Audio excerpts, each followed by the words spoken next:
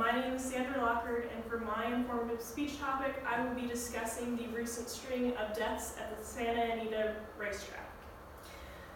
Fun fact, according to CNN, looking at both ticket sales and other money generated within the Kentucky Derby in 2015, it has been decided that horse racing is one of the most viewed and most attended sports within the entire world. This event brings in millions of dollars and has thousands and thousands of viewers each year. But even with all of these aspects of it, it is not widely known throughout the public about the injuries or deaths that occur within the horse racing industry, specifically those at the Santa Anita racetrack in California. Today in my speech topic, we will go over what and where is Santa Anita, the recent string of horse deaths that have occurred there, as well as the precautions that have been put in place due to these deaths of these horses. So on to our first topic. Santa Anita is a horse racetrack located in California. This specific racetrack opened in 1934, and it is a mile-long flat track. Now, a flat track is like the track that you see at the Kentucky Derby. It is oval, it is a mile long, and it is completely flat. This was the first racetrack to offer a six-figure purse to the winner, and it is home to the Breeders' Cup, which is a very famous race in the racehorse industry.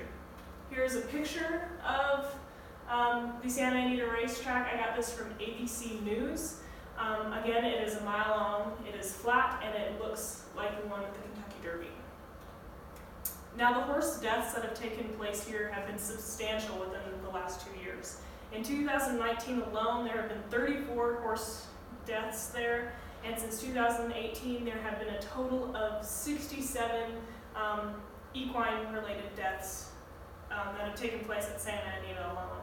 And all of these deaths have occurred because the horses were euthanized due to an injury while on the track, whether that was a broken leg from running too hard too fast, or from colliding with another horse and then falling down and receiving an injury that way. I got this information from CBS in Los Angeles, and this picture is a picture of the equine ambulance that they took on to the racetracks. This one is specific to Santa Anita, and I got this from KTLA, which is another news-related station. So seeing that there have been so many deaths at Santa Anita, there have been a lot of precautions placed not only on the Santa Anita racetrack, but also the entire horse racing world, and the veterinary board has gotten involved on a lot of them. There has been a huge spotlight placed on the owners, trainers, and riders on the specific horses that have been injured, investigating drugs or equipment that was used on these horses that may have caused the injury. So there have been a lot of restrictions placed on drugs, specifically anti-inflammatory drugs.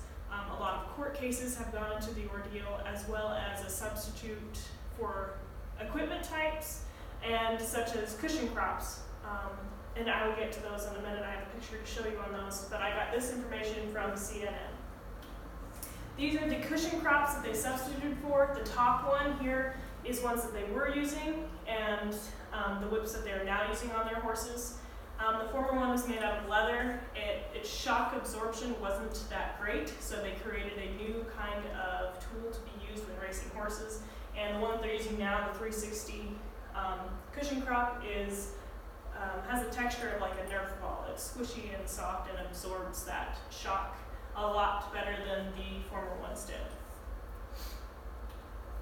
So in conclusion, a lot of people don't realize how many horse injuries there are in the horse racing industry, or how many deaths take place each year in the horse racing industry.